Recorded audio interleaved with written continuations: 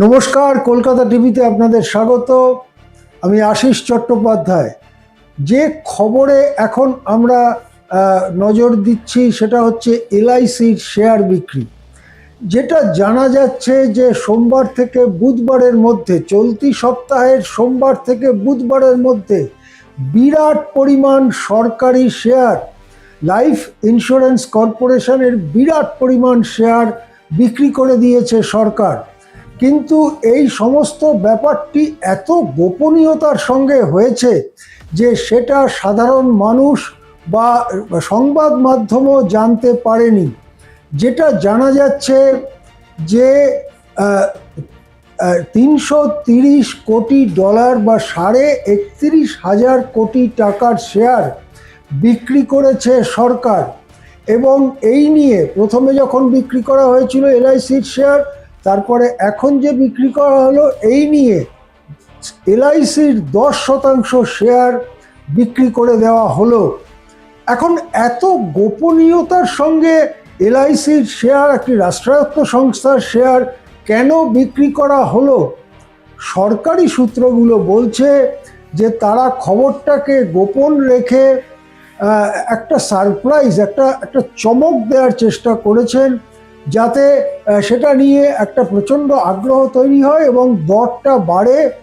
দর যদি বাড়ে তাহলে সরকারের ঘরে বেশি টাকা আসবে এবং সেই জন্যেই তারা কাউকেই জানাননি। এমনকি যে 4টি আর্থিক সংস্থা এ ব্যাপারে সরকারকে পরামর্শ দিয়ে থাকে, পরামর্শদাতা সংস্থা, তাদেরকেও নাকি এই শেয়ার বিক্রি শুরু হওয়ার মাত্র 2-3 ঘন্টা আগে ডেকে পাঠানো হয় অর্থমন্ত্রকে।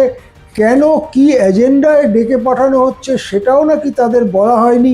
তারা অর্থমন্ত্রকের নির্দিষ্ট ঘরে প্রবেশ করার পর নাকি জানানো হয়েছে যে এই শেয়ার আজকেই সোমবার সন্ধ্যেবেলা বিক্রি শুরু হবে, সুতরাং আপনারা যদি কেনেন বা আপনারা যা করবেন সেটা আপনারা করতে পারেন। এরপরে শেয়ার বিক্রি শুরু হয় এবং বুধবার পর্যন্ত সেই বিক্রি বাটা চলে। যেটা জানা যাচ্ছে প্রায় 31,500 কোটি টাকার শেয়ার বিক্রি করে টাকা তুলেছে কেন্দ্র। কেন্দ্রের যে কোষাগারে কিছুটা দুর্বলতা দেখা যাচ্ছে, সেই দুর্বলতাকে পুষিয়ে দিতে রাষ্ট্রায়ত্ত সংস্থা এলআইসির শেয়ার বিক্রি করেছে কেন্দ্র, এটাই মনে করা হচ্ছে।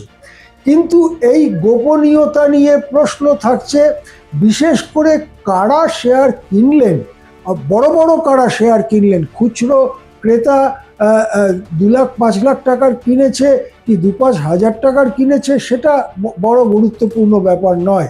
কিন্তু বড় কারা কিনলেন, কাদের হাতে আস্তে আস্তে লাইফ ইন্স্যুরেন্স কর্পোরেশনের অল্প অল্প করে হলেও নিয়ন্ত্রণ চলে যাচ্ছে, সেটা নিশ্চয়ই দেশবাসীর জানবার অধিকার আছে। সেই হিসেবে বড় বড় কারা এই শেয়ার কিনলেন, কেননা 31,500 কোটি টাকা তো কোনো ছোট পরিমাণ নয়।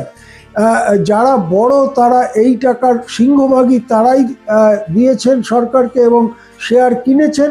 এখনো পর্যন্ত সেটা পরিষ্কার নয় যে বড় কারা এলআইসির শেয়ার কিনলেন।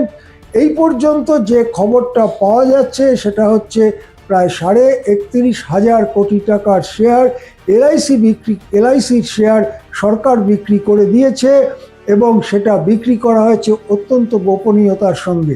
কারা শেয়ার কিনলেন, বড় কারা শেয়ার কিনলেন, সেই তথ্যের জন্য আমরা নজর রাখবো। এখন এ পর্যন্তই। দেখতে থাকুন কলকাতা টিভি।